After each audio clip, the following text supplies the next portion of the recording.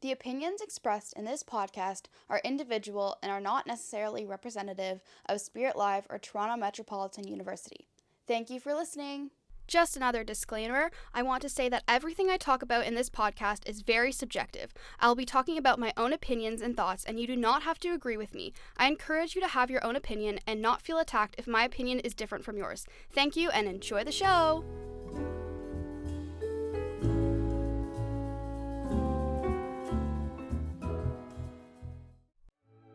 I'm like gonna read one more chapter. That made me serious. Why would they break up? Enemies to lovers?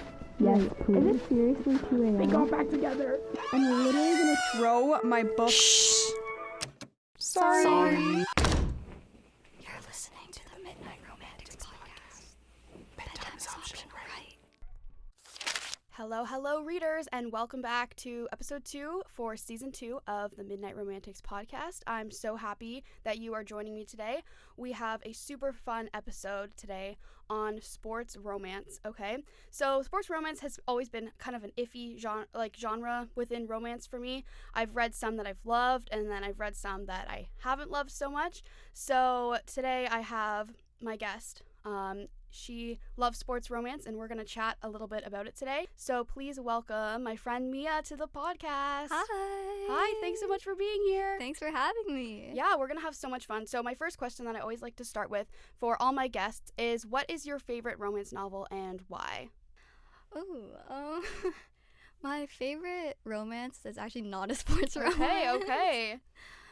I think my favorite romance novel is... This is such a basic answer, but I think it might be Pride and Prejudice. Really? I love that. Yes. So have you actually read the book? I have read the book. Okay, that is amazing to hear, because that is something that I've been wanting to do. Like, I've really been wanting to get into reading classics, and like I think it would be so fun to do an episode on classics. So if I actually do read classics, stay tuned for that. But I just I found it so hard to kind of get into. So what are your tips for someone wanting to get into reading classics? I think my biggest tip is you really have to want to read it. That's probably a good place to start. Yes, Yeah. I think when you really sit down with a classic and you you have an objective of wanting not wanting to like the book, but actually wanting to explore it a little bit.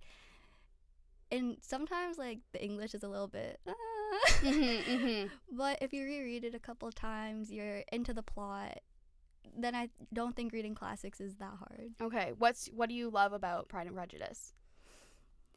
I like how in-depth the characters are, and just the entire plot in itself. I think there's just something so romantic about the book. Mm-hmm. Well, it stood the test of time. It's That's what iconic I'm for a saying. reason. Exactly. Yeah. So if you were to pick associate or turn Pride and Prejudice into a sports romance, what sport would you choose for it? I'm just picturing that in my head, Pride and Prejudice as a sports romance. Honestly, I'm down for that. I think it would have to be a weird sport. I don't think you could put it into I don't know. Something old-timey. Something old-timey? Perhaps equestrian? We were Perhaps, talking about equestrian earlier. Perhaps polo. Polo, yes, polo. Okay, so Pride and Prejudice, but with polo. Yeah. That's where we're headed with this. Okay, I love that. So my next question for you, I just have a few questions about sports romance. So my first one is, what drew you to reading sports romance? I think as someone who likes watching sports, just having that extra element in romance is what drew me towards those types of books. Yeah, that totally makes sense. And I feel for me, when I was younger, I used to be super into sports. I played a lot more sports, and I've always been competitive, and so Yes. I feel sports was a great outlet for me. But as I've kind of gotten older, I don't know, I feel I've grown into more of my artistic self, and Yes. as not as much as being into sports, but I definitely still appreciate them, which I think it's nice to have that aspect in a book sometimes, where you can you're oh yeah, I remember when I used to play sports, or just have that kind of competitive aspect as well. I think that's super interesting. So what is your favorite aspect of sports romance, and why? I think it's how books portray athletes. Because I think a lot of the times in media you don't really get to see too much of like athlete personalities. So like in a sports romance, you get to kind of romanticize how you think athletes are, how they act. It's kind of just that like, yeah, it's the romanticization. Romanticization. Yeah. I know what you're talking about. It's like that of athletes, because you get to picture how they would act because you don't know for sure. That's so true. I feel like athletes, like in real life, there's like such a veil. Like when I think of the athletes, I just think of like in getting to know about them, I think about like the interviews hockey players give after games. Like, you know, like we pass the puck. Yeah, we just pucks in deep. We just try to have a good game, you know, like like tough competition, but like they played their hardest, but we just outplayed them today. Exactly. That's what I think of. Like I was when I was watching the Olympics, there was like these two athletes, I can't remember what sport they played, but they did like a parody of how hockey players talk. The bobsledders. Yes, the bobsledders. If you guys haven't seen that, go find it, because it was so funny, because it was just like, it was so accurate. And that's what I think about. Yes. So I think like sometimes sports romance, it's kind of fun to see like, oh, like there's more dimension there, and like kind of like play that up a little bit. So I think that's really cool, because like that's all that I think about. And so I think having some more depth is really interesting. My next question is, why do you think sports romance is so popular? Because I feel like with like book talk and stuff, it's kind of blown up, and I feel like there's so many books now that are sports romance. So what do you have to say about that? I think sports romance is popular because of the way the athletes are portrayed. I think readers, they like that kind of, and I'm not saying all like book athletes are portrayed like this, but they kind of like the cockiness, the quote unquote like bad boyish attitude. Yeah. Or even like they're either portrayed like that, or people like the golden retriever athlete. They're very drawn to that. And I just feel like people like how usually athletes are portrayed in books compared to like how other characters are, or like other men in books are.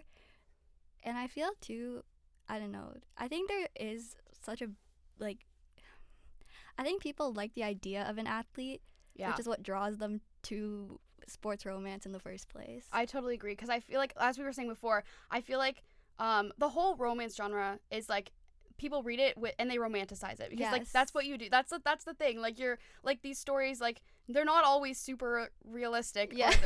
They're far-fetched, you know? They are. But like that's what's fun about it. And so I think like sports romance is one where it allows, so you're like, oh, the hot athlete. Yes. And you're like, you can like really like blow that up in your mind, and I feel like that makes it so much more entertaining. So I feel like that's definitely drawn to it. Where like my issues come in is like with book talk, I feel like some authors are just writing books that they think people like, they just think they want to like market, and that like they think people are going to like, there's nothing wrong with writing a book that you think people will want to read, but like I feel like there's such an influx of like hockey romance in particular, which was like frustrating me at first, because I would go to Indigo and I would see like every like book on the shelf, or every author has a hockey romance. And like I was just getting frustrated, because I'm like, I understand that we're on a wave right now, but like how many ways can you like do that story like differently? I was just like, I just get frustrated. I feel like this happens with sports romance, because authors, they pick a sport, and then they're like, okay, then we're gonna write this sport, and then it just like, that just becomes all the content that you see. You know? For sure. And I think too, the issue with that is they start to make their characters become very flat. Absolutely. I totally agree with that. And two, like, not only is it like with the flat characters, I find with sports romance sometimes it's like you market it as a sports romance, and then you deviate so much from the sport, and then all of a sudden the athlete's personality doesn't really represent, like, they don't have like a competitive edge, or they don't have anything that represents an athlete. You just state in the book that they play a sport, or like that their personality is the sport. Yeah. And it kind of frustrates me sometimes, because like, as much as I don't think sports romance books should be about the sport, because obviously it's still a romance, you still need to incorporate elements of the sport into the plot. Absolutely. Yeah. And I feel like with sports romance, it also leads to more kind of like, I don't know, like objectification and like sexualization of the characters as well, which is something that I've kind kind of noticed a bit, and it's something that like I think we should be celebrating like the sport aspect of it and not like really like, I don't know, like fetishizing the genre, I guess, is kind of like another kind of like issue that I have with it. And I totally agree with what you're saying with flat characters, because sometimes when I think of sports romance, I just think of very flat, like they don't really like go through a lot of change, or they just like kind of like go along with the plot, and they don't like kind of push the boundaries a little bit, and so I think like that's what happens, I think, when authors are trying to generate content really quickly, because there's a market for it, you know? I agree. Because hockey romance is so popular right now and has been for a while, because like with book talk and stuff, authors are like, okay, to make money or like to appease this audience, I need to generate this content as fast as I can. And so I think that can sometimes take away from the overall quality of the book. I definitely agree. And I think I feel with a lot of sports romance, the one conflict that the couple goes through is miscommunication. Yes. And that's my least favorite romance trope. So frustrating. It makes me so mad every time. Yes. Have you read the cheat sheet? Oh, yes. Oh my god. Okay, so that book is just so funny to me. There were so many weird things in it, but like me and my sister like listened to that audiobook together over winter break a couple years ago, and we just like had a ball listening to it. That is the worst example of miscommunication. I know. Oh my god, it's so frustrating. So like if you haven't read the book, it's pretty much, it's a football player and then she's like an ex-dancer, I think. Like she hurt herself, and like the entire book they both like each other, and it goes back and forth from both their POVs, and they're just coming up with the stupidest reasons why they won't tell each other. Yeah. And like they're like, you don't want to mess up the friendship. Girl, shut up. Have you seen these? You've had these moments with him, and you're like, he's very clearly interested in you. Like, I don't know that, but especially because it's like from page 1 that they both like each other, and that book was just insanely frustrating to me. Like, it could have been over 50 pages ago. It could have been over before it even started, to be honest, okay?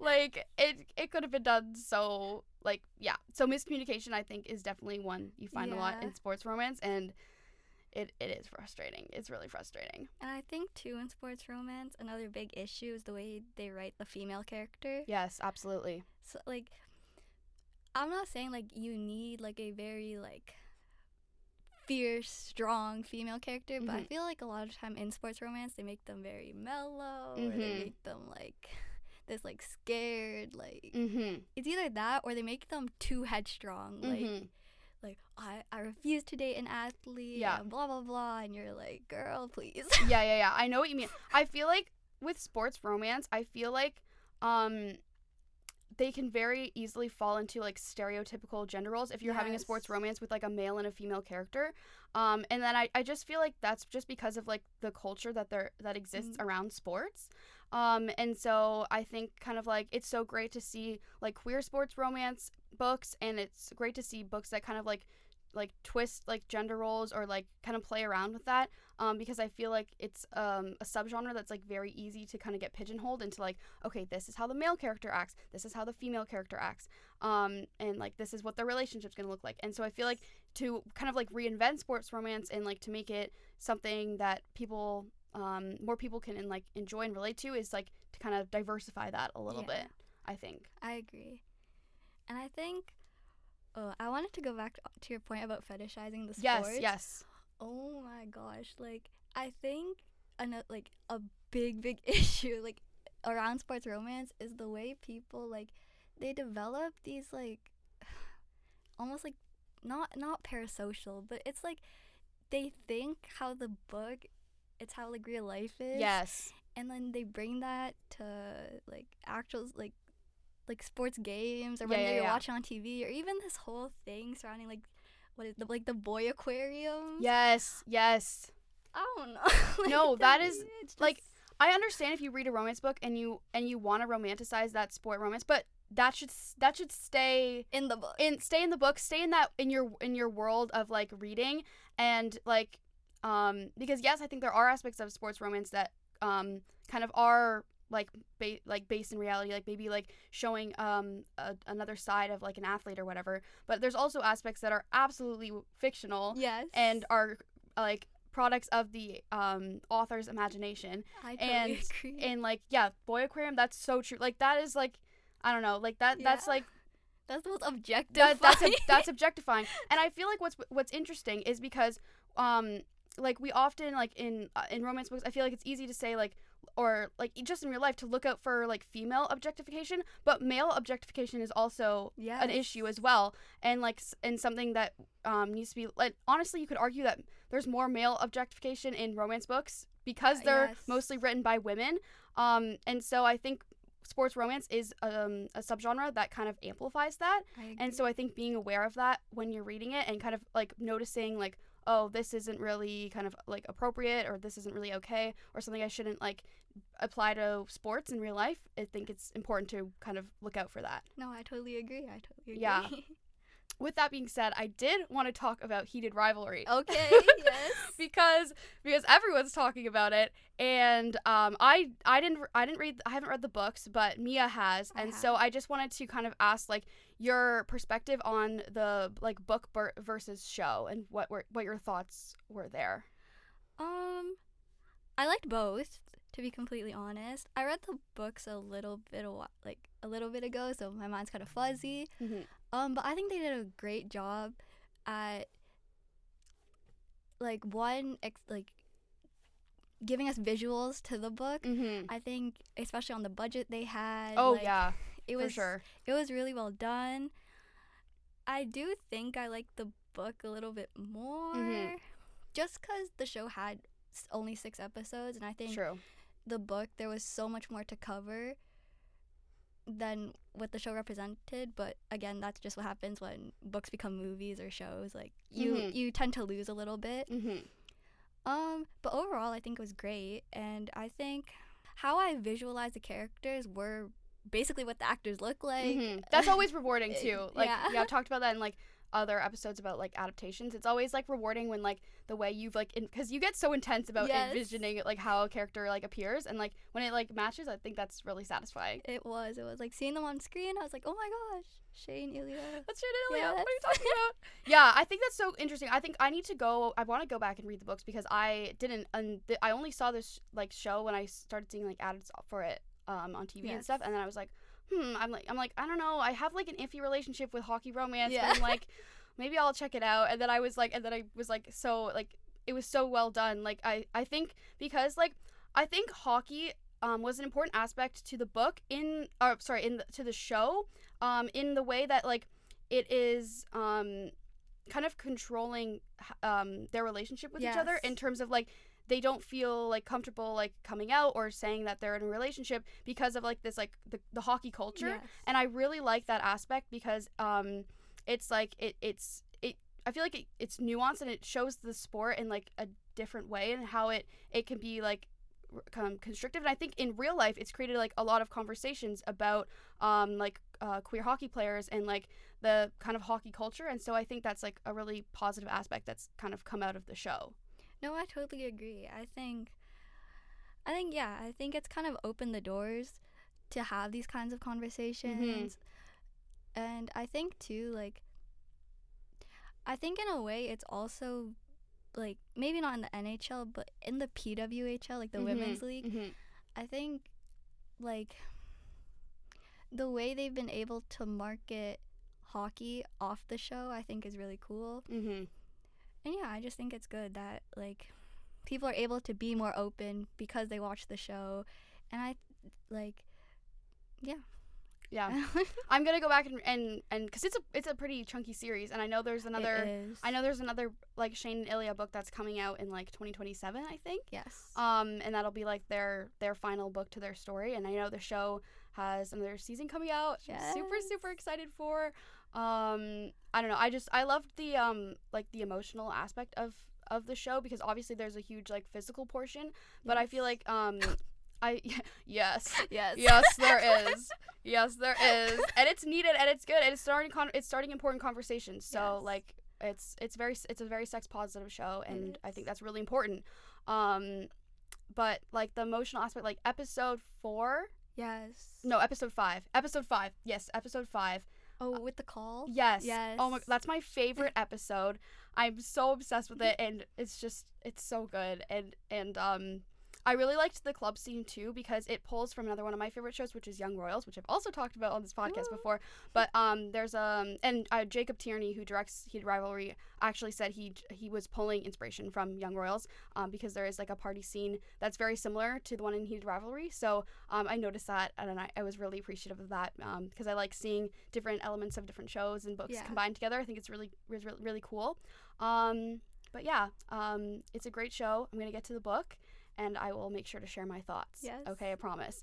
I just have one thing that I didn't like between book and yes, and I don't have that and context, show. so I would love for you to share. In the book, when Shane gets injured. Oh yes, you've told me this before. Oh, this pissed me off so much in the show. What? Okay, I don't play hockey, but I watch it enough to know, like, and you hear in players' interviews, like, oh, I should have kept my head up, like, blah, blah, blah. In the book, he does not look back when he gets hit, and I know it was for visual context, but to look back when you're, like, I don't know, I think he was on a breakaway, like, you know you're gonna get hit in real life, and to see it play out on my screen, I'm like, you're an idiot. You're so dumb. Like, you're so frustrated. And see, because I don't watch, like, sports as much, I was like, that wasn't even something that I clocked. I'm like, oh, he's just looking for Ilya. He's so in love. He's looking for him. And then it's like, bam. But Mia's like, no, you never do this, okay? You don't do this. I was so mad because Book Shane would never. Book Shane would never do this. The fight that ensued afterwards, the fact that, like, Ilya was just looking over him. Like, if this happened in real life, I promise you he would have gotten clocked. Like, squared in the jaw. Why are you looking at my captain? Bam. And, like, in the show, like, he's just looking. Tell me he's okay. No, stop. That's hilarious. That's so funny. I was watching this scene and I'm like, I guess it's cute, but like. But you're like, actually, I'm annoyed. Yes. Oh my gosh. Him looking over didn't annoy me as much as Shane looking back though, because what do? Come on, man. You gotta score. You just score. Lock in. Lock in. You could text him after. Yes. Okay. You just like lock in right now. And then I think too, like, I know you haven't read the books, but I don't know how they're gonna incorporate this into the book because, like, a little spoiler warning, but like his team low-key gets a little upset. They're like, oh, like, how do we know you never let him win type of thing. And I think in the book it's more apparent because, like, they wouldn't look at each other on the ice. There was never that like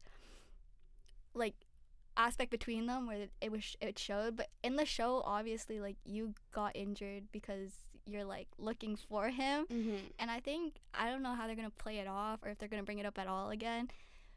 But to me, that's just so like you can argue like, oh, like, I wasn't gonna let him win, but in a way, like, you did let your emotions dictate how you played the game somehow. So yeah, I don't know. Yeah, no, I think that's gonna be an interesting thing to like kind of address in the book for sure. Well, that just about wraps us up for this episode of the Midnight Romantics, but don't worry because we are coming back next week with some more sports romance because this is a 2-part episode. So Mia is going to join me again next week, and we're going to play some games related to sports romance. So I hope they make you smile. I hope you have some fun. But for now, I'm going to sign off, and remember, bedtime is optional. Finish your last chapter, okay? Thank you so much, and I'll be back next week with some more sports romance. See you then!